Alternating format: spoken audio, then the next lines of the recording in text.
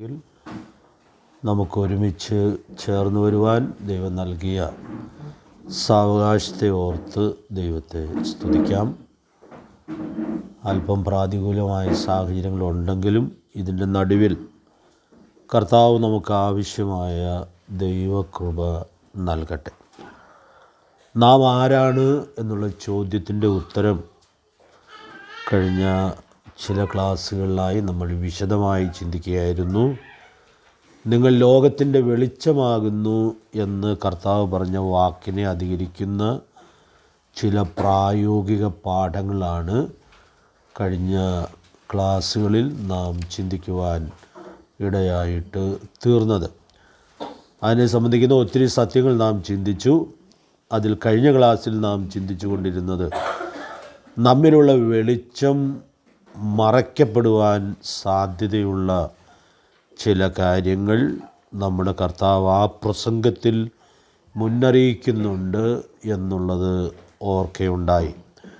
വിളക്ക് കത്തിച്ച് പറയിൻ കീഴെ വയ്ക്കരുത് എന്നുള്ളതായ നിർദ്ദേശം നമ്മൾ വിശദമായിട്ട് ഓർത്തു. നമ്മുടെ ജീവിത വ്യാപാരത്തിൻ്റെ അടിയിൽ കർത്താവ് നമുക്ക് തന്ന വെളിച്ചം പോകുന്നില്ല എന്നുള്ളത് സൂക്ഷ്മതയോടെ ഉറപ്പുവരുത്തുവാനായിട്ട് സാധിക്കണം. രണ്ടാമത്തെ പ്രയോഗം നമ്മൾ ലൂക്കോസ് സുവിശേഷം 8-ാം അധ്യായത്തിൻ്റെ 16-ാമത്തെ വാക്യത്തിൽ നിന്നാണ് ചിന്തിക്കാനിടയായിട്ട് തീർന്നത്. എന്താ നമ്മൾ ചിന്തിച്ചുകൊണ്ടിരുന്നത്? വിളക്ക് കത്തിച്ച് കട്ടിൽ കീഴെ വയ്ക്കാനായിട്ട് പാടില്ല. അതിൻ്റെ അർത്ഥം എന്താണ് എന്നുള്ളത് ഞാൻ വിശദീകരിക്കുവാൻ ശ്രമിക്കുകയായിരുന്നു.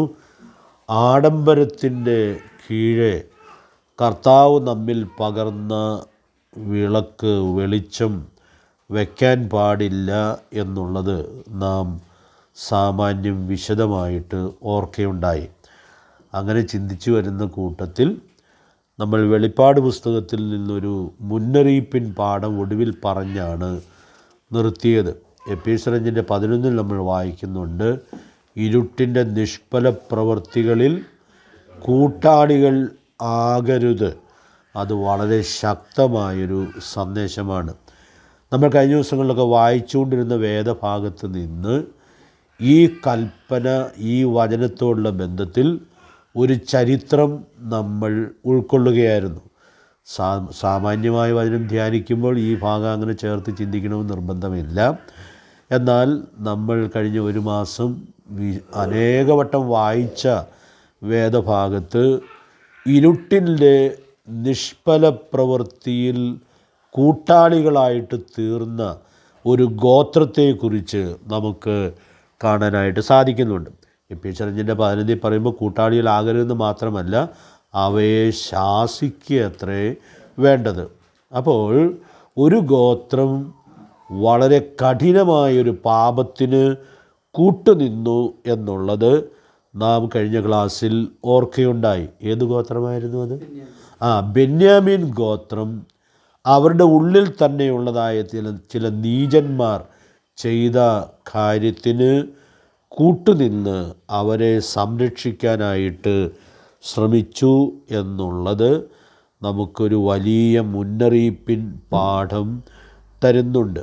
അപ്പോൾ അതുകൊണ്ട് അവിടെ നിന്ന് നമുക്ക് വളരെ പ്രധാനപ്പെട്ടതായൊരു സന്ദേശം ഉൾക്കൊള്ളാനായിട്ട് സാധിക്കും. നമുക്ക് ആ ചരിത്രം നന്നായിട്ട് അറിയാമെന്നുള്ളത് കൊണ്ട് ഞാൻ ഒത്തിരി വിശദീകരണം അതിന് പറയണം എന്ന് നിർബന്ധമില്ല. ഇസ്രയേലിലെ മറ്റെല്ലാ ഗോത്രങ്ങളും കൂടി വന്ന് വേറെ ഒന്നും ആവശ്യപ്പെട്ടില്ല. ഈ നീചന്മാരെ ഏൽപ്പിച്ചു തരണം എന്നേ പറഞ്ഞുള്ളൂ.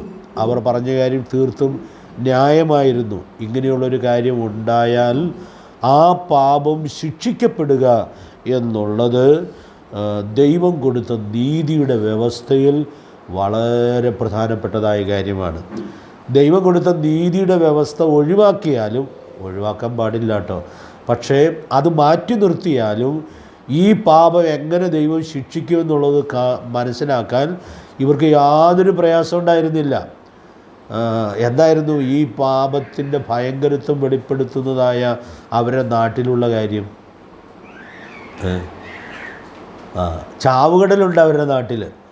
ചാവുകടൽ അവിടെ സോദോം ഗോമോറയുടെ ദഹനത്തെ ഓർപ്പിക്കുകയാണ്.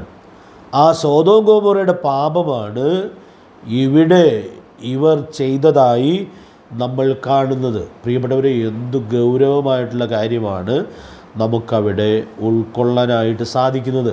പക്ഷേ ഈ മുന്നറിയിപ്പ് ഉൾക്കൊണ്ട് അവർക്ക് തങ്ങളെ തന്നെ സൂക്ഷിക്കാനായിട്ട് സാധിച്ചില്ല എന്നുള്ളതായ ഗൗരവതരമായ സത്യം നമുക്കിവിടെ ഉൾക്കൊള്ളാനായിട്ട് സാധിക്കുകയാണ്. അതുകൊണ്ട് ഞാൻ ഇന്ന് രാത്രിയിൽ നമുക്ക് നല്ല പരിചയമുള്ളൊരു കാര്യമാകൊണ്ട് ഞാനതൊന്ന് ചേർത്ത് ചുരുക്കം വാക്കുകൾ ഓർപ്പിക്കാം എന്ന് വിചാരിക്കുകയായിരുന്നു. ഇവർ ഒരുമിച്ച് കൂടി ബാക്കി 11 ഗോത്രത്തോട് യുദ്ധം ചെയ്യാനായിട്ട് തീരുമാനിച്ചു. ഇതിൻ്റെ വിശദാംശങ്ങൾ നിങ്ങൾക്ക് അറിയാമല്ലോ. എന്തായിരിക്കാം ഈ ഒരു ഗോത്രം 11 ഗോത്രത്തോട് യുദ്ധം ചെയ്യാൻ ധൈര്യപ്പെട്ടത് എന്ന് ചിന്തിച്ചാൽ ചില കാരണങ്ങൾ അവിടെ നമുക്ക് കാണാനായിട്ട് സാധിക്കുന്നുണ്ട്. നിങ്ങൾക്ക് ആ കാരണങ്ങൾ അറിയാമായിരിക്കും എന്നാണ് ഞാൻ വിചാരിക്കുന്നത്. അവിടെ അസാധാരണമായ ചില വിരുദ്ധന്മാർ ഉണ്ടായിരുന്നു. അവരുടെ നമ്പർ ഓർക്കുന്നുണ്ടോ? 700 വിരുദ്ധന്മാർ അവർക്ക് ഉണ്ടായിരുന്നു. അവരുടെ പ്രത്യേകത നമ്മൾ വായിക്കുമ്പോൾ അവർ ഇടങ്കയ്യന്മാരായ ഈ വിരുദ്ധന്മാർ ഒരു രോമത്തിന് ഉന്നം പിഴയ്ക്കാത്തവർ ആയിരുന്നു. അപ്പോൾ ഇവർക്കങ്ങനെ കീഴടങ്ങി കൊടുക്കേണ്ട ആവശ്യമില്ല. കാരണം ഒരു രോമത്തിന് ഉന്നം പിഴയ്ക്കാത്ത 700 വിരുദ്ധന്മാർ അവർക്കുണ്ട് എന്നുള്ളത് അവരെ ഒരുപക്ഷെ ധൈര്യപ്പെടുത്തി കാണും എന്ന് നമുക്ക് ന്യായമായിട്ടും വിചാരിക്കാം. അവരിനി പണ്ടത്തെ ചരിത്രമല്ലോ ഓർത്തോ എന്നും നമുക്ക് അറിയാൻ പാടില്ല. വേദപുസ്തകത്തിൽ നല്ല ഉന്നമുള്ള ഒരാൾ കൈവരിച്ചൊരു വിജയമുണ്ടല്ലോ, ദാവീദ് അല്ലേ? അത് പിന്നീടാണ് സംഭവിച്ചത്. പക്ഷേ ആ വിജയത്തിലൊരൊറ്റയാളുടെ വിജയമാണത്, ഒറ്റയാളുടെ വിജയം. അതും കവണയിൽ കല്ല് വെച്ചെറിഞ്ഞാണ് വിജയം വരിക്കാനിടയായിട്ട് തീർന്നത്. ഇങ്ങനെയൊക്കെയുള്ള സംഭവങ്ങൾ ചിലപ്പോൾ നേരത്തെ ഉണ്ടായിരുന്നിരിക്കാം. ഇസ്രയേലിൻ്റെ ചരിത്രത്തിലും യുദ്ധത്തിലും എന്തെല്ലാം സംഭവങ്ങൾ നമുക്ക് കാണുവാനായിട്ട് സാധിക്കുന്നുണ്ട്. ഏതായിരുന്നാലും ഒരുപക്ഷെ ഇവരിൽ ധൈര്യപ്പെട്ടോ എന്നെനിക്കറിയാൻ പാടില്ല. ഇവർക്ക് 26,000 ആയുധപാണികൾ ഉണ്ടായിരുന്നു എന്നും നമുക്ക് വായിക്കുവാനായിട്ട് സാധിക്കുന്നുണ്ട്. ഞാൻ അവിടുന്ന് ഒരു ഭയം എൻ്റെ മനസ്സിനെ ഭരിച്ചത് ഒന്ന് എടുത്തു പറയാനായിട്ട് ശ്രമിക്കുകയാണ്. അപ്പോൾ ഇവർക്ക് ആയുധപാണികളായി ഇത്രയും ആളുകളുണ്ട്, ഇത്രയും വിരുദ്ധന്മാരുണ്ട്. അപ്പോൾ നമ്മളങ്ങനെ കീഴടങ്ങി കൊടുക്കേണ്ട ആവശ്യമില്ല എന്നുള്ളതായ വിചാരം ഇവരെ ഭരിച്ചു കാണാനുള്ളതായ സാധ്യതയുണ്ട്. ആ യുദ്ധം വല്ലാത്തൊരു യുദ്ധമായിരുന്നു. നമുക്കതിൻ്റെ ചരിത്രം വായിക്കുമ്പോൾ സങ്കടം തോന്നും. എത്ര ആളുകളാണ് ഇസ്രയേലിൽ കൊല്ലപ്പെടുവാൻ ഇടയായിട്ട് തീർന്നത്. നിങ്ങൾ കണക്കുകൂട്ടി നോക്കി കാണുമായിരിക്കാം. 40,030 പേര് ഇസ്രയേലിൻ്റെ ഭാഗത്ത് 3 പ്രാവശ്യമായിട്ട് കൊല്ലപ്പെടാനിടയായി. ഇസ്രയേലിനും പേടിയായി, ഇനി ഇത് തുടരാൻ പറ്റുമോ, ഇനി എന്തെല്ലാം സംഭവിക്കും എന്നുള്ളതായ വലിയ ഭയം അവരെയും ഭരിക്കാനിടയായിട്ട് തോന്നുന്നു. പിന്നെയും അവർ ദൈവസന്നിധിയിൽ വീണ് കിടന്ന് ദൈവത്തോട് പ്രാർത്ഥിച്ചു. പക്ഷെ ദൈവം പറഞ്ഞു, നിങ്ങൾ ഇത് തുടരണം എന്ന് പറഞ്ഞു. കാരണം പാപം ശിക്ഷിക്കപ്പെടാതിരിക്കാൻ പാടില്ല എന്നുള്ളത് ദൈവത്തിൻ്റെ നിർബന്ധമായിരുന്നു എന്ന് നമ്മൾ കാണുന്നുണ്ട്. ഒത്തിരി ഞാൻ പറഞ്ഞു നീട്ടണ്ടല്ലോ. നാം ഒടുവിൽ കാണുന്നത് ബെന്യാമീനിൽ 600 പേരൊഴികെ ബാക്കി എല്ലാവരും കൊല്ലപ്പെട്ടു. അപ്പോൾ ഞാനിന്ന് വളരെ ഭയത്തോടെ ഓർപ്പിക്കുകയാണ്, ഇരുട്ടിൻ്റെ നിഷ്ഫല പ്രവൃത്തികളിൽ ഒരു ഗോത്രം കൂട്ടാളികളായിട്ട് തീർന്നു എന്നുള്ളത് എത്ര വലിയ ദുരന്തത്തിന് കാരണമായിട്ട് തീർന്നു എന്നുള്ളത് നമ്മൾ കാണുകയാണ്. നമ്മൾ മരുഭൂമിയിൽ റിമ്മോൻ പാറയിൽ കയറി ഒളിച്ചിരുന്ന 600 പേരും ഒഴികെ ബാക്കി എല്ലാവരും ആ ഗോത്രത്തിൽ കൊല്ലപ്പെട്ടു. നമ്മൾ എഫേസ്യർ 5 11 വാക്യം നമ്മൾ വായിക്കുമ്പോൾ ദൈവാത്മാവ് വെളിപ്പെടുത്തുന്ന പ്രമാണം അതിൽ തന്നെ എത്രയോ പ്രധാനപ്പെട്ടതാണ് എന്നുള്ളത് നമുക്ക് ഇവിടെ ഉൾക്കൊള്ളാനായിട്ട് സാധിക്കുന്നുണ്ട്. അതുകൊണ്ട് പ്രിയപ്പെട്ടവരെ, നാം ഈ ദിവസങ്ങളിൽ വായിച്ച ഈ ചരിത്രത്തിൽ നിന്ന് ഈ വലിയ ഭയനിർദ്ദേശം ഉൾക്കൊണ്ട് സൂക്ഷ്മതയോടെ ജീവിക്കുവാൻ ദൈവത്തിൻ്റെ പരിശുദ്ധാത്മാവ് നമ്മെ സഹായിക്കട്ടെ. അതുകൊണ്ട് ഇരുട്ടിൽ നിഷ്ഫല പ്രവൃത്തികളിൽ കൂട്ടാളികളാകുന്നില്ല എന്നുള്ളത് എല്ലാ തലത്തിലും ഉറപ്പാക്കാനുള്ളതായ വലിയ ഉത്തരവാദിത്വം ഉണ്ട്.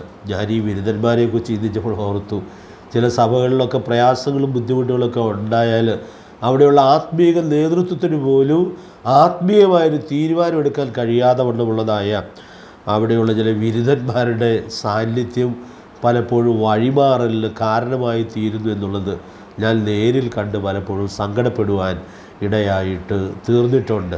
അതുകൊണ്ട് പ്രിയപ്പെട്ടവരെ, ഈ സാഹചര്യങ്ങളൊക്കെ ദൈവജനത്തിൻ്റെ നടുവിൽ ആവർത്തിക്കപ്പെടാൻ സാധ്യതയുള്ളതാണ് എന്നുള്ളതായ വലിയ ഭയനിർദ്ദേശം ഇവിടെ ഉൾക്കൊള്ളത്തക്കവണ്ണം ദൈവാത്മാവ് നമുക്ക് ധാരാളം ദൈവകൃപ നൽകട്ടെ. ഒരു പാപത്തിന് കൂട്ടുനിന്നു എന്നുള്ളതിൻ്റെ ദുര്യോഗം എത്രയോ ഭയങ്കരമായിരുന്നു എന്നുള്ളത് നാം കാണുകയാണ്. ഇതുപോലെയുള്ള അനേക സംഭവങ്ങൾ വേദപുസ്തകത്തിലുണ്ട്. നമ്മൾ ഈ ദിവസങ്ങളിൽ വായിച്ചൊരു വേദഭാഗമാകൊണ്ട് അത് ഓർപ്പിച്ചു എന്ന് മാത്രമേ ഉള്ളൂ. കർത്താവ് വെളിച്ചം മറയ്ക്കാൻ സാധ്യത ഒരു കാര്യവും കൂടെ പറഞ്ഞായിരുന്നു. ഒത്തിരി വിശദമായിട്ടല്ലെങ്കിലും അതുകൂടെ ഞാനൊന്ന് സൂചിപ്പിക്കാം എന്ന് വിചാരിക്കുന്നു. ഓർക്കുന്നുണ്ടോ? കഴിഞ്ഞ ക്ലാസ്സിൽ നമ്മൾ ആ വാക്യം ലൂക്കോസ് 8:16 വായിച്ചതാണല്ലോ. ഓർക്കുന്നുണ്ടോ? കട്ടിൽ കീഴെ വയ്ക്കരുത്. കൂട്ടത്തിൽ ഒരെണ്ണോടെ പറഞ്ഞിട്ടുണ്ട്. പറയും കീഴിലെന്നുള്ള മത്തായി സുവിശേഷത്തിലാണ് പറഞ്ഞിട്ടുള്ളത്. ഇവിടെ പറഞ്ഞിട്ടുള്ളത് ഓർക്കുന്നുണ്ടോ? പാത്രം കൊണ്ട് മൂടരുത്. അപ്പം നമ്മളാരും ഇതിങ്ങനെ പാത്രം കൊണ്ട് മൂടാറില്ല, അങ്ങനെ സാധാരണ ആരും ചെയ്യാറില്ല. പക്ഷെ നമ്മുടെ കർത്താവ് ഈ കാര്യം പ്രത്യേകിച്ച് മുന്നറിയിപ്പായി പറയുന്നു എന്നുള്ളത് വളരെ ശ്രദ്ധേയമായിട്ടുള്ളതായൊരു കാര്യമാണ്. ഈ പാത്രം എന്തിനെ കുറിക്കുന്നു എന്നുള്ളതിനെക്കുറിച്ചുള്ളതായ ഒത്തിരി വലിയ ചർച്ചകൾ ആവശ്യമുണ്ട് എന്നെനിക്ക് തോന്നുന്നില്ല. പാത്രം പ്രധാനമായിട്ടും നമ്മുടെ ജീവിതത്തിലെ ഏറ്റവും പ്രധാനപ്പെട്ട ഒരു കാര്യത്തോട് ബന്ധപ്പെട്ടതാണ്. ആ കാര്യം എന്തായിരിക്കും നിങ്ങൾക്ക് ചിന്തിക്കാൻ പറ്റണ്ടോ? ഭക്ഷണത്തോട് ബന്ധപ്പെട്ടതാണ്. ഇപ്പോഴൊരു പുതിയ സംസ്കാരം ഡെവലപ്പ് ചെയ്ത് വരുന്നുണ്ടെന്നാണ് പറയുന്നത്. കെട്ടിടങ്ങളൊക്കെ പണിയിപ്പിക്കുന്ന ഒരു സഹോദരൻ്റെ വീട്ടിൽ ഞാൻ 2 ദിവസം താമസിക്കാനിടയായിട്ട് തീർന്നു. അപ്പോൾ അദ്ദേഹം പറഞ്ഞാണ് ഞാനിത് അറിഞ്ഞത്. ഇപ്പോൾ പുതിയ കെട്ടിടങ്ങൾക്കും പുതിയ വീടുകൾക്കുമൊക്കെ അടുക്കള വളരെ വളരെ കുറയ്ക്കുകയാണ് എന്നാണ് പറയുന്നത്. അദ്ദേഹം പറഞ്ഞ വാക്കുകൾ തന്നെ പറയാം. ഒരു സ്ലാബിൽ ഒതുങ്ങുന്ന പാത്രവും ക്രമീകരണങ്ങളും മതി എന്നുള്ളതായൊരു പുതിയ സംസ്കാരം ഇപ്പോൾ ഡെവലപ്പ് ചെയ്ത് വരുന്നുണ്ട്. അതുകൊണ്ട് പുതിയ വീടുകളുമൊക്കെ അങ്ങനെ പണിയാനാണ് ആളുകൾക്ക് ഇഷ്ടം എന്നിങ്ങനെ പറയാനിടയായി. അതിൻ്റെ ഉള്ളിലൊരു അപകടമുള്ളത് കൊണ്ട് ഞാൻ ഓർപ്പിക്കുകയാണ്. എന്താണ് അപകടമെന്ന് നിങ്ങൾക്ക് മനസ്സിലായി കാണും. കാരണം സാമാന്യമായ നിലയിൽ ഭക്ഷണം വേണമെങ്കിൽ അതിനുള്ള പാത്രം എടുത്ത് നമ്മളത് പാകപ്പെടുത്താനൊക്കെ ആയിട്ട് ശ്രമിക്കുന്നതാണ് സാമാന്യമായ രീതി. ഇപ്പോഴത്തെ രീതി എന്താണ്? പാത്രമൊന്നും എടുക്കുകയല്ല, മൊബൈൽ എടുത്താൽ മതി. മൊബൈലെടുത്ത് ഭക്ഷണം ഓർഡർ ചെയ്താൽ അത് ഉടനെ വരും. അത് ഡിസ്പോസിബിൾ പാത്രത്തിലായിരിക്കും. കഴിച്ചത് വേസ്റ്റ് ബിന്നിലേക്ക് ഇട്ടാൽ പരിപാടി പിന്നെ ഇതിനെ പാത്രം. അപ്പോൾ അത് വേണ്ടാത്തൊരു പുതിയ സംസ്കാരത്തിലേക്ക് വഴുതിപ്പോകുന്നു എന്നുള്ളത് വളരെ അപകടകരമായിട്ടുള്ളതായൊരു കാര്യമാണ്. അപ്പോൾ അതുകൊണ്ട് ഞാനിത് ഈ കാര്യം ഇങ്ങനെ ചിന്തിച്ചപ്പോൾ ഓർത്ത ഒരു കാര്യം, അവിടെ വലിയ നഷ്ടങ്ങൾ സംഭവിക്കുവാൻ ഇടയായിട്ട് തീരുകയാണ്. അത് ഞാൻ വിശദീകരിക്കേണ്ട ആവശ്യമില്ല. നിങ്ങൾ വേണമെങ്കിൽ സ്വന്തമായിട്ട് ധ്യാനിച്ചോളൂ. ഒരു വീട്ടിലുള്ള എല്ലാവർക്കും കഴിക്കാനുള്ള ഭക്ഷണം ഒക്കെ ഓർഡർ ചെയ്തിട്ട് ആ വീട്ടിലെ അമ്മയുൾപ്പെടെ ഇത് വരാനായിട്ട് കാത്തിരുന്ന് കഴിക്കാൻ പോവുകയാണ് എന്ന് വിചാരിക്കുക. അതെന്തോ ഒരു വഴിമാറിയ സംസ്കാരമായിട്ടാണ് ഇരിക്കുന്നത്. പക്ഷേ ആ അമ്മ വീട്ടിൽ ഭക്ഷണം ഉണ്ടാക്കി ആ വീട്ടുകാർക്ക് കൊടുക്കാനിടയായിട്ട് തീരുമ്പോൾ അവിടെയാണ് ഒരു കുടുംബത്തിൻ്റെ ഐശ്വര്യം വിളങ്ങുവാൻ ഇടയായിട്ട് തീരുന്നത്. അതുകൊണ്ട് ഞാനൊരു അപകട മുന്നറിയിപ്പ് ഇവിടെ ഇത് പറയുന്ന കൂട്ടത്തിൽ ഓർപ്പിക്കാനായിട്ട് ആഗ്രഹിക്കുകയാണ്. എല്ലാ വഴിമാറലുകളും നല്ലതാണ് എന്ന് വിചാരിക്കരുത്. അതുകൊണ്ട് പ്രിയപ്പെട്ടവരെ, ഇവിടെയെല്ലാം നമുക്ക് സൂക്ഷ്മതയോടെ മുമ്പോട്ട് പോകേണ്ടതിന് ദൈവാത്മാവ് ധാരാളം ദൈവകൃപ നൽകട്ടെ.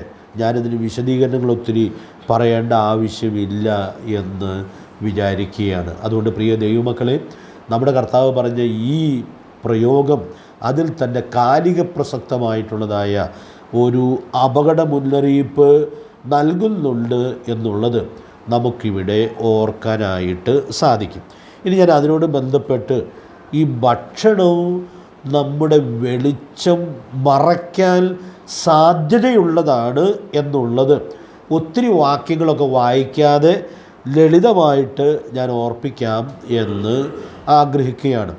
നമ്മുടെ ഈ പ്രസംഗത്തിൽ നമ്മൾ പ്രസംഗത്തിൽ 5-ാം അധ്യായം 14-ാം വാക്യം വരെ എത്തിയുള്ളൂ. ഇനി നമ്മൾ കുറച്ചുകൂടി വേഗത്തിൽ മുമ്പോട്ട് പോകും കേട്ടോ. 6-ാം അധ്യായത്തിലേക്ക് വരുമ്പോൾ 25 മുതൽ 34 വരെയുള്ള വാക്യങ്ങൾ നമ്മളിപ്പോൾ വായിക്കുന്നില്ലാതെ അവിടെ ഒരു പ്രധാനപ്പെട്ട കാര്യം നമ്മുടെ കർത്താവ് വളരെ വിശദമായിട്ട് പറയുന്നുണ്ട്. എന്താ അവിടെ വിശദമായിട്ട് പറയുന്ന ഈ കാര്യം? വിചാരപ്പെടരുത് എന്നുള്ളതായ കാര്യവും വളരെ വിശദമായിട്ട് പറയുന്നുണ്ട്. 3 കാര്യങ്ങളെ ഓർത്താണ് വിചാരപ്പെടരുതെന്ന് പറഞ്ഞിട്ടുള്ളത്. അതിൽ ആദ്യത്തെ 2 കാര്യങ്ങൾ എന്താണ്? എന്ത് തിന്നും എന്ത് കുടിക്കും.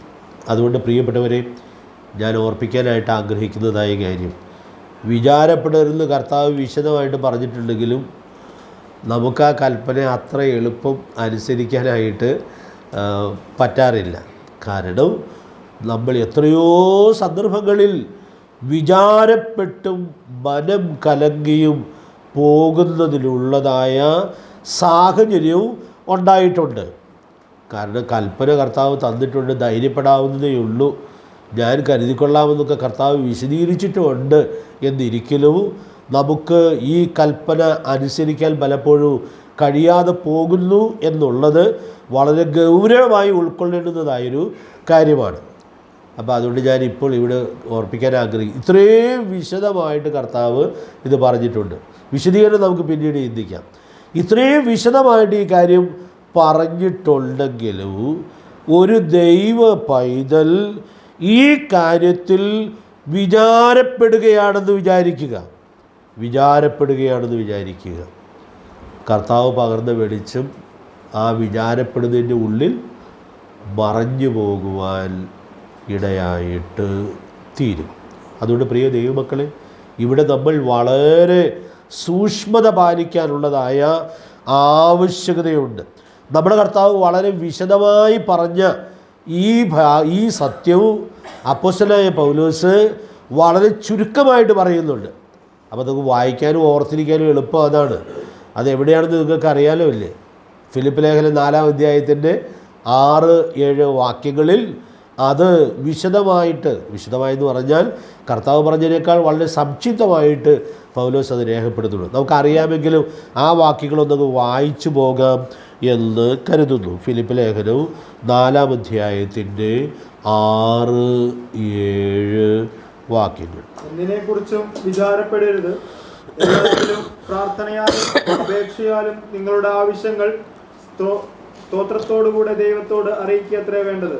എന്നാൽ സകല ബുദ്ധിയെയും കവിയുന്ന ദൈവസമാധാനം നിങ്ങളുടെ ഹൃദയങ്ങളെയും നിലവുകളെയും ക്രിസ്തുയേശുവിൽ കാക്കും. ഈ വാക്യം എത്രയോ സന്ദർഭങ്ങളിൽ എന്നെ സഹായിച്ചിട്ടുണ്ട്. കാരണം വിചാരപ്പെടരുതെന്ന് കർത്താവ് പറഞ്ഞു എന്ന് മാത്രമല്ല, കാര്യകാരണ സഹിതം വിശദീകരിച്ചുവെങ്കിലും നമ്മൾ പലപ്പോഴും വിചാരപ്പെട്ടു പോകാനുള്ള സാധ്യതയുണ്ട്. പക്ഷേ ഈ കൽപ്പന ഓർത്തിരിക്കാൻ വളരെ എളുപ്പമുണ്ട്. പൗലോസ് എഴുതുന്നത്, ഒന്നിനെക്കുറിച്ചും വിചാരപ്പെടരുത്. ഭക്ഷണമോ അല്ല വേറെ വിഷയങ്ങളോ എന്തുമാകട്ടെ അവിടെ ദൈവത്തിൻ്റെ ദാസൻ നമുക്ക് വളരെ ശക്തമായൊരു കൽപ്പന തരികയാണ്. അപ്പോൾ ചില കാര്യങ്ങളിലൊക്കെ ഒരു വിചാരം മനസ്സിൽ വരുമ്പോൾ ഈ വാക്യം ഞാൻ മനസ്സിൽ പറഞ്ഞ് അത് പ്രതിരോധിക്കാനായിട്ട് ശ്രമിച്ചിട്ടുണ്ട്. കാരണം ഒന്നിനെക്കുറിച്ച് വിചാരപ്പെടരുതെന്നുള്ളത് ദൈവത്തിൻ്റെ വചനത്തിൽ നമുക്ക് നൽകിയിട്ടുള്ളതായ കൽപ്പനയാണ്.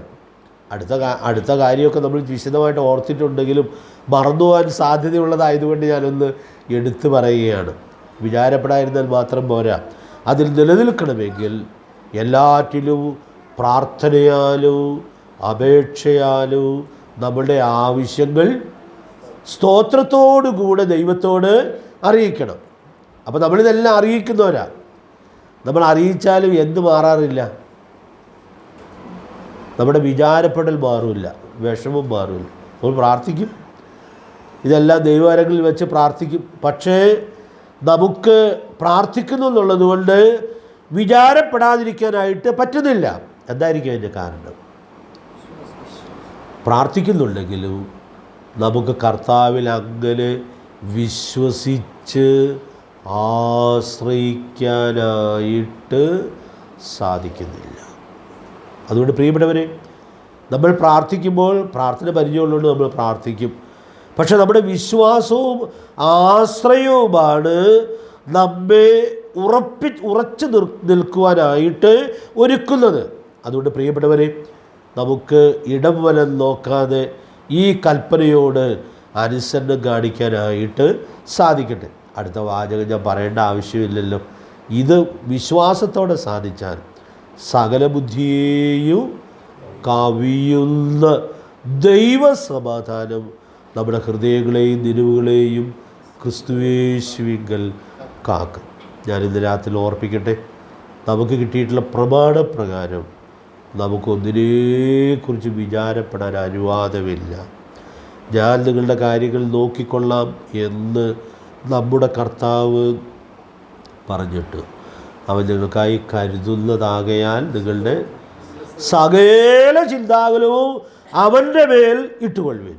അതുകൊണ്ട് പ്രിയപ്പെട്ടവരെ, ഇവിടെ നമ്മൾ പലപ്പോഴും തോറ്റുപോകുന്നത് അവിശ്വാസത്തിൻ്റെ വഴിയിലാണ്.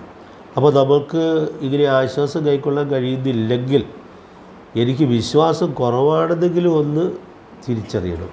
വിശ്വാസം കുറവാണെങ്കിൽ നമുക്ക് വേറൊരു കാര്യം പ്രാർത്ഥിക്കാം. ശിഷ്യന്മാർ, അതെ കർത്താവേ, ഞങ്ങൾക്ക് വിശ്വാസം വർദ്ധിപ്പിച്ചു തരണം.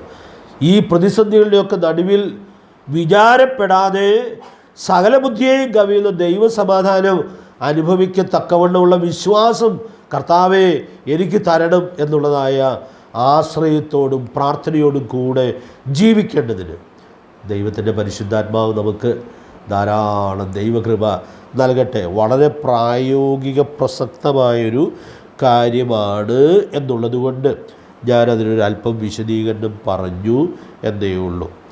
ഞാൻ 1-2 വേദഭാഗങ്ങളിലൂടെ ഒന്ന് പരാമർശിക്കാം. ഗലാത്യ ലേഖനം 2-ാം അധ്യായത്തിൻ്റെ 11-14 വാക്യങ്ങൾ വായിക്കുമ്പോൾ അവിടെ ഭക്ഷണത്തെ സംബന്ധിക്കുന്ന വളരെ പ്രധാനപ്പെട്ട ഒരു കാര്യം നമ്മൾ കാണുന്നുണ്ട്. നിങ്ങൾ ആ റെഫറൻസ് എഴുതിയിട്ടാൽ മതി എന്നാണ് എനിക്ക് തോന്നുന്നത്. ബാക്കി കാര്യം ഞാനങ്ങ് പറയാം.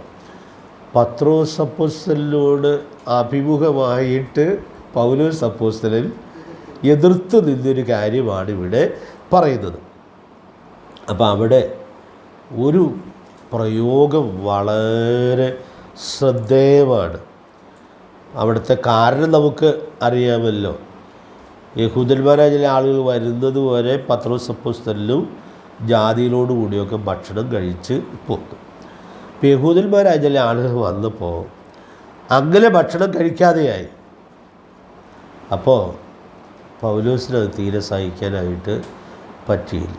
അദ്ദേഹം അഭിമുഖമായിട്ട് എതിർത്ത് നിന്നു. അവിടെ ഒരു പ്രയോഗമുണ്ട്. ആ പ്രയോഗം കിട്ടണമെങ്കിൽ നമ്മളത് വായിക്കണം. അപ്പോൾ അതുകൊണ്ട് നമുക്ക് വായിച്ച് ഞാനത് പറയാമെന്ന് വിചാരിക്കുന്നു. 2-ാം അധ്യായത്തിൻ്റെ 11 മുതൽ 14 വരെയുള്ള വാക്യങ്ങളാണ്. ആ പ്രയോഗം നിങ്ങളൊന്ന് ശ്രദ്ധിക്കാനായിട്ട് ശ്രമിച്ചോളൂ. എന്നാൽ കേഫാവ് അന്ത്യോക്യയിൽ വന്നാറേ അവനിൽ കുറ്റം കാണുകയാൽ ഞാൻ അഭിമുഖമായി അവനോട് എതിർത്തു നിന്നു. യാക്കോബിന്റെ അടുക്കൽ നിന്ന് ചിലർ വരും മുമ്പേ അവൻ ജാതികളോട് കൂടെ തിന്നുപോന്നു. അവർ വന്നപ്പോഴോ അവൻ പരിച്ഛേദനക്കാരെ ഭയപ്പെട്ട് പിൻവാങ്ങി പിരിഞ്ഞു നിന്നു. ശേഷം യഹൂദന്മാരും അവനോടുകൂടെ കപടം കാണിച്ചതുകൊണ്ട് ബർന്നബാസും അവരുടെ കപടത്താൽ തെറ്റിപ്പോകുവാൻ ഇടവന്നു. അവർ സുവിശേഷത്തിന്റെ സത്യം അനുസരിച്ച് ചൊവ്വായി നടക്കുന്നില്ല എന്ന് കണ്ടിട്ട് ഞാൻ എല്ലാവരും കേൾക്കെ കേഫാവിനോട് പറഞ്ഞത്. ആ പ്രയോഗം നിങ്ങൾ ശ്രദ്ധിച്ചോ? സുവിശേഷത്തിൻ്റെ സത്യം അനുസരിച്ച് ചൊവ്വായി നടക്കുന്നില്ലെന്ന് കണ്ടപ്പോൾ എതിർത്തു നിന്നു. അതുകൊണ്ട് ഞാൻ അവിടെ ഒരു കാര്യം ഓർപ്പിക്കുകയാണ്. നമ്മൾ കഴിക്കുന്ന ആഹാരം സുവിശേഷത്തിൻ്റെ സത്യത്തിന് നിരക്കാത്തത് ആയിരിക്കരുത്. അത് വളരെ പ്രധാനപ്പെട്ടതായൊരു കാര്യമാണ്. കാര്യം ആഹാരത്തിന് വ്യത്യാസം ഉണ്ടായിരിക്കുകയില്ല. അപ്പോൾ മരണാനന്തരമുള്ളതായ ചടങ്ങുകളോട് ബന്ധപ്പെട്ടതായൊരു ഭക്ഷണം, അത് നല്ല വിശ്വാസികൾ അതിൽ നിന്ന് വേർപാട് പാലിച്ചാണ് പിതാക്കന്മാരുടെ കാലം മുതൽ നിന്നിട്ടുള്ളത്. ഇപ്പോഴത്തെ നിലയിലൊക്കെ പറഞ്ഞാൽ അടുത്ത വീട്ടിലെ കല്യാണത്തിൻ്റെ കാറ്ററിംഗുകാർ തന്നെയായിരിക്കും ഈ ഭക്ഷണം കൊണ്ടുവന്നത്. പക്ഷേ ആ ഭക്ഷണം സുവിശേഷത്തിൻ്റെ സത്യത്തിന് നിരക്കുന്നതല്ല. കാരണം ഈ ഭക്ഷണവും അത് മരിച്ചുപോയ വ്യക്തിയുടെ ആത്മാവിൻ്റെ ശാന്തിയും കൂടി ലക്ഷ്യമാക്കിയുള്ള ഭക്ഷണമാണ്. അതുകൊണ്ട് മണ്ണൂർ താമസിക്കുന്ന സമയത്ത് ഞാനൊരു ഭവന സന്ദർശനം ചെന്നപ്പോൾ അദ്ദേഹത്തിൻ്റെ പിതാവ് മരിച്ച് അതിൻ്റെ ഈ പരിപാടികളിലെ ഭക്ഷണം ഉണ്ടാക്കിക്കൊണ്ടിരിക്കുകയാണ്. അപ്പോൾ അദ്ദേഹത്തിന് ഭയങ്കര നിർബന്ധം. അടുത്ത ദിവസമാണ് പരിപാടി, ഏതായാലും ഭക്ഷണം കഴിച്ചിട്ട് പോകണം എന്ന് പറഞ്ഞു. അപ്പോൾ ഞാൻ വളരെ ഖണ്ഡിതമായിട്ട് പറഞ്ഞു കഴിക്കില്ല. കാര്യം ഞാൻ ശവസംസ്കാരത്തിന് പോവുകയും അരമണിക്കൂർ വചനം പറയണമെന്നതിനോട് പറഞ്ഞ് പ്രസംഗിക്കുകയും ചെയ്തൊരു വീടാണ്. പക്ഷേ ഇത് കഴിക്കാൻ ബുദ്ധിമുട്ടാണ്. കാരണം ഈ ക്രമീകരണം സുവിശേഷത്തിൻ്റെ സത്യത്തിന് നിരക്കുന്നതല്ല. അതുകൊണ്ട് പ്രിയപ്പെട്ടവരെ, നമ്മളെ രക്ഷിച്ചത് സുവിശേഷമാണ്. നമ്മെ സ്വർഗത്തിൽ കൊണ്ടുപോകുന്നത് സുവിശേഷമാണ്. ഈ സുവിശേഷത്തിൻ്റെ സത്യത്തിന് നിരക്കാത്ത ആഹാരത്തോട് വേർപാട് പുലർത്താനായിട്ട് സാധിക്കണം. ഞാൻ ആ ഭക്ഷണം അവിടെ ഇരുന്ന് കഴിച്ചാൽ ഇതുവരെ ആ വീട്ടിൽ പോയി പറഞ്ഞിട്ടുള്ള സകല വചനങ്ങളും അതിനാൽ മൂടപ്പെട്ടു പോകുവാൻ ഇടയായിട്ട് തീരും. അപ്പോൾ ഞാൻ ഇന്ന് രാത്രിയിൽ വ്യക്തമാക്കാനായിട്ട് ആഗ്രഹിക്കുന്നത്, നമ്മുടെ കർത്താവ് പറഞ്ഞ വാക്കുകൾ എത്രയോ മനോഹരമാണ്. വിളക്ക് കത്തിച്ച് ആഗണത്തിൽപ്പെടുമല്ലോ. കാരണം അത് പാപമോചനത്തിനും മാമോദീസ ഒന്ന് മാത്രം എന്നുള്ളതായ വിശ്വാസ പ്രമാണത്തിൽ അധിഷ്ഠിതമായ ഭക്ഷണമല്ലേ, അതും ഇതിൽ പെടുന്നതാണ്. ഒരു ഉദാഹരണം മതിയല്ലോ എന്ന് വിചാരിച്ച് പറഞ്ഞു എന്ന് മാത്രമേ ഉള്ളൂ. അതുകൊണ്ട് നാം വിശ്വസിച്ച് കൃപ അനുഭവിച്ച സുവിശേഷത്തിൻ്റെ മഹത്വം നമുക്ക് പ്രായോഗിക തലത്തിൽ സൂക്ഷിക്കാനുള്ളതായ വലിയ ഉത്തരവാദിത്വമുണ്ട്. ദൈവാത്മാവ് നമ്മെ സഹായിക്കട്ടെ. ഞാൻ ഒത്തിരി അങ്ങനെ വിശദീകരിക്കേണ്ട ആവശ്യമില്ലല്ലോ. എബ്രായ ലേഖനം 12-ാം അധ്യായത്തിൻ്റെ 16-17 വാക്യങ്ങളിൽ വെളിച്ചം മറച്ചു കളഞ്ഞൊരു ഭക്ഷണമുണ്ട്. ആ റെഫറൻസ് എഴുതിയിട്ടാൽ മതി. നമുക്ക് നല്ലോണം അറിയാവുന്നതായ പഴയത്തിൽ ഒരാളുടെ കാര്യം എബ്രായ ലേഖനകാരൻ എടുത്തു പറയാണ്. ആരുടെ കാര്യം എടുത്തു പറയണം? ഏശാവിൻ്റെ കാര്യവും എടുത്തു പറയാം. ഒരു ഊണിൽ ജ്യേഷ്ഠാവകാശം വിറ്റുകളഞ്ഞ ആ ഭക്തനായ മനുഷ്യനായിട്ടാണ് അദ്ദേഹത്തെ ദൈവത്തിൻ്റെ വചനവും ഒരു മുന്നറിയിപ്പായിട്ട് ചൂണ്ടിക്കാണിക്കുന്നത്. അതുകൊണ്ട് പ്രിയപ്പെട്ടവരെ, ഞാൻ ഇന്ന് രാത്രി ഓർപ്പിക്കാനായിട്ട് ആഗ്രഹിക്കുന്നത്, ഭക്ഷണം, പാത്രം, വെളിച്ചവും മറച്ചു കളയുന്നതിന് സാധ്യതയുള്ളതാണ് എന്നുള്ളതായ ഗൗരവതരമായ സത്യം ഇവിടെ ഉൾക്കൊള്ളാനായിട്ട് സാധിക്കട്ടെ. ഞാൻ പൊതുവെ ഒരു കാര്യം കൂടി ഓർപ്പിക്കുകയാണ്. ഈ ഭക്ഷണം എന്ന് പറയുന്നത് വളരെ നല്ല ഭക്തന്മാർക്കാണെങ്കിലും അത്യാവശ്യമുള്ളതാണ്, അല്ലേ? അത്യാവശ്യമുള്ള എല്ലാവർക്കും അത്യാവശ്യമുള്ളതാണ്. അപ്പോൾ ഒരു ചരിത്രം എൻ്റെ മനസ്സിൽ വന്നു, അതിപ്പോൾ വായിക്കേണ്ട എന്ന് ഞാൻ വിചാരിക്കുകയാണ്. രാജാക്കന്മാരുടെ 1-ാം പുസ്തകം 17-ാം അധ്യായത്തിൽ വീരനായൊരു പ്രവാചകനുണ്ട്. 17-ാം അധ്യായത്തിൻ്റെ 13-ാമത്തെ വാക്യത്തിൽ അദ്ദേഹം ആ വിധവയോട് പറയുന്നത്, ആദ്യം എനിക്ക് ചെറിയൊരു അട ഉണ്ടാക്കിക്കൊണ്ട് വരിക. വലിയ അനുഗ്രഹത്തിൻ്റെ വാതിൽ തുറക്കാൻ പോവുകയാണ്. എങ്കിലും അത്ര അത്യാവശ്യത്തിലായിരുന്നു ആ ദേവദാസൻ എന്നുള്ളത് നമ്മൾ കാണുകയാണ്. അപ്പോൾ നമുക്ക് ഈ ഭക്ഷണ സംബന്ധമായ കാര്യങ്ങൾ ചിലപ്പോൾ വളരെ അത്യാവശ്യമായിട്ട് വരാകുന്ന ഒന്നാണ്. പക്ഷെ അവിടെ കർത്താവ് നമ്മിൽ പകർന്ന വെളിച്ചം നാം കഴിക്കുന്ന ആഹാരത്തിലൂടെ മറഞ്ഞു പോകുന്നില്ല എന്നുള്ളത് സൂക്ഷ്മതയോടെ ഉറപ്പുവരുത്തുവാനായിട്ട് സാധിക്കട്ടെ. ദൈവാത്മാവ് നമുക്ക് അതിനാവശ്യമായ ദൈവകൃപ നൽകട്ടെ. അതുകൊണ്ട് നമ്മുടെ കർത്താവ് നിങ്ങൾ ലോകത്തിൻ്റെ വെളിച്ചമാകുന്നു എന്ന് പറഞ്ഞിട്ട് അതിനോട് ചേർത്ത് പറഞ്ഞ കാര്യങ്ങൾ, നമുക്ക് നൽകുന്ന പ്രായോഗികമായ പാഠങ്ങൾ സൂക്ഷ്മതയോടുകൂടി ഉൾക്കൊണ്ട് വരുന്ന ദിവസങ്ങളിൽ ജീവിച്ച് സാക്ഷ്യം വഹിക്കത്തക്കവണ്ണം ദൈവാത്മാവ് നമുക്ക് ഏവർക്കും ധാരാളം ദൈവകൃപ നൽകട്ടെ. ഇനി ഒരു കാര്യം കൂടി നമ്മൾ ആ പോർഷനിൽ നിന്ന് ചിന്തിച്ച് അവിടെ നിന്ന് മുൻപോട്ട് പോകാം എന്ന് ആഗ്രഹിക്കുകയാണ്. വളരെ സിമ്പിളായിട്ടൊരു കാര്യമാണ് ഇനി നമുക്ക് അവിടെ നിന്ന് ചിന്തിക്കാനുള്ളത്. നമ്മുടെ കർത്താവ് നിങ്ങൾ ലോകത്തിന് വെളിച്ചമാകുന്നു എന്ന് പറഞ്ഞ കൂട്ടത്തിൽ ചേർത്ത് പറഞ്ഞ ഒരു വലിയ സത്യം ഉണ്ട്. വെളിച്ചവും എവിടെയൊക്കെ പ്രകാശിക്കണം, വെളിച്ചം എവിടെയൊക്കെ പ്രകാശിക്കണം. നമ്മൾ പലവട്ടം വായിച്ചതായ വാക്യങ്ങളാണിത്. അപ്പോൾ അതുകൊണ്ട് ഇന്ന് വായിക്കാതെ നിങ്ങൾ അതിൻ്റെ ഉത്തരം പറയുമെന്നാണ് എൻ്റെ പ്രതീക്ഷ. പറയാമോ?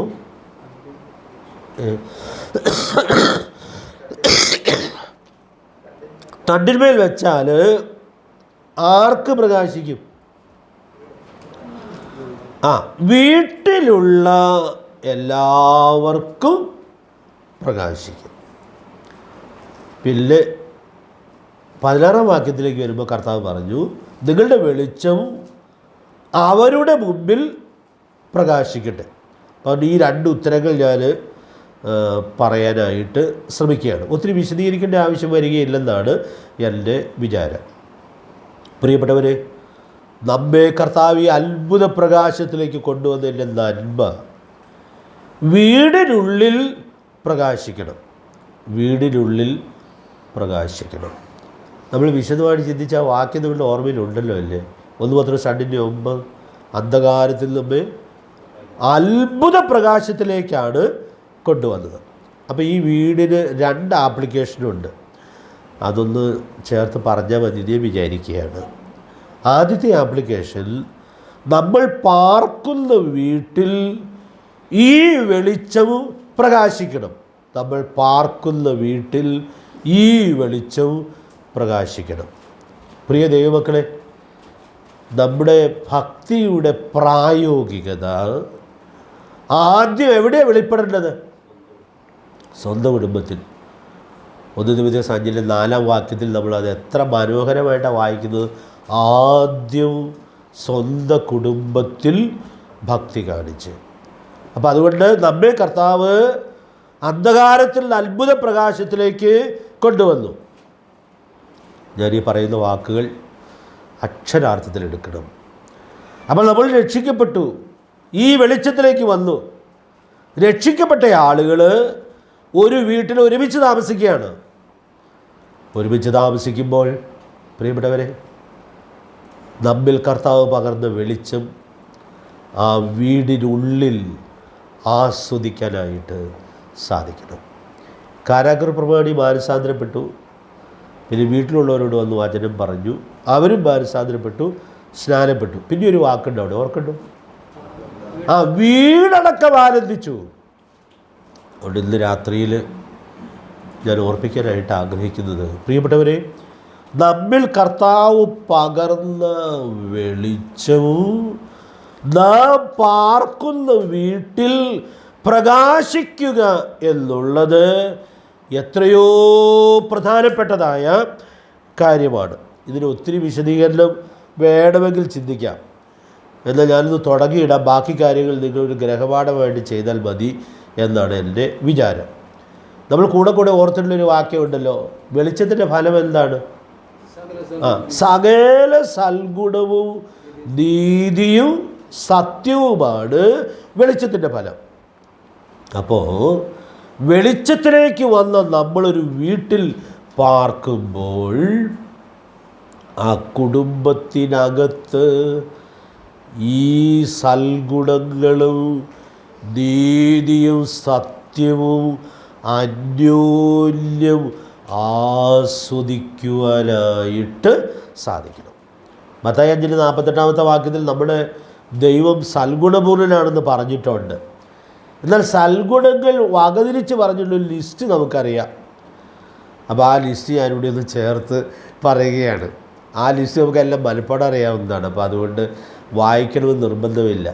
അതിൻ്റെ തലക്കെട്ട് വേറെയാണെന്ന് മാത്രമേ ഉള്ളൂ. അപ്പോൾ നമ്മളത് പറഞ്ഞു കഴിഞ്ഞിട്ട് പിന്നെ അത് ഓർക്കാം. ഗലാത്യലേഖനം 5-ാം അധ്യായത്തിന് 22-ാമത്തെ വാക്യം. ആത്മാവിൻ്റെ ഫലത്തിൽ 9 കൂട്ടം സൽഗുണങ്ങളാണ് പറയുന്നത്.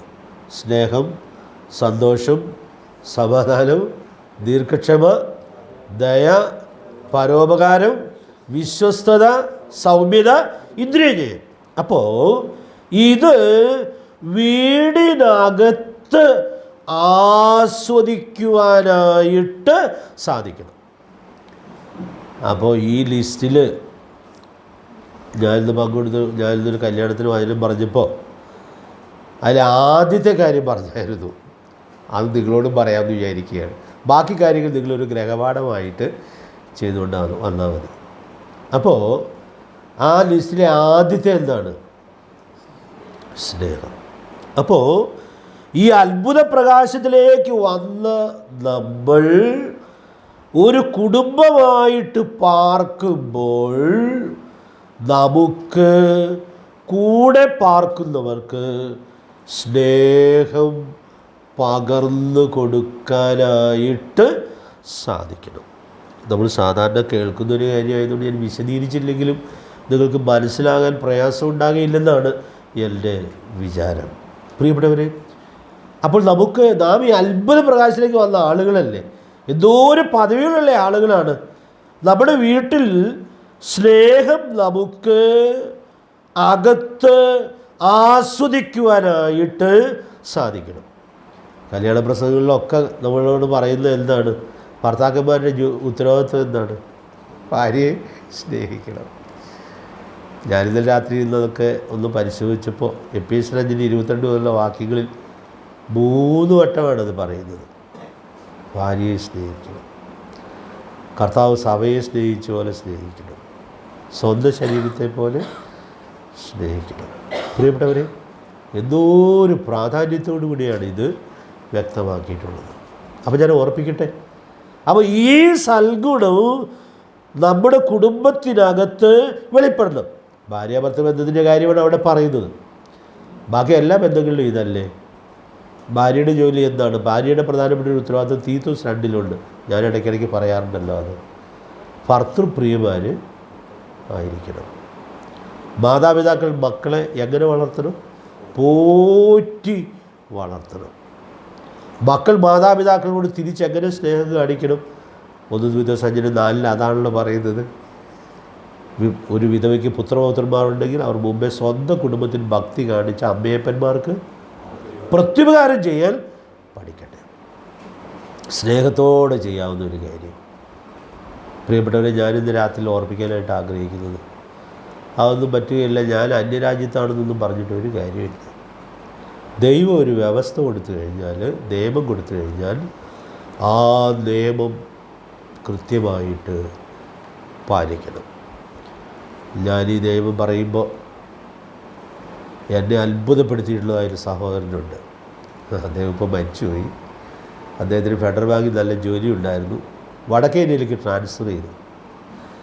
അപ്പോൾ അദ്ദേഹം പറഞ്ഞു, എൻ്റെ അമ്മ തനിച്ചുള്ളൂ, എനിക്ക് പോകാൻ പറ്റില്ല, അപ്പോൾ അതുകൊണ്ട് ഞാൻ ജോലി തുടരണമെങ്കിൽ ഈ ട്രാൻസ്ഫർ ഒഴിവാക്കണം എന്ന് പറഞ്ഞു. പക്ഷേ ബാങ്കുകാർക്ക് ഭയങ്കര നിർബന്ധം, ഒഴിവാക്കിയില്ല. അദ്ദേഹം ധൈര്യമായിട്ട് ജോലി രാജിവെച്ച് പോരാനിടയായിട്ട് തീർന്നു. അന്നൊക്കെ ആ ജോലി എന്ന് പറഞ്ഞാൽ വലിയ ജോലിയാണ്.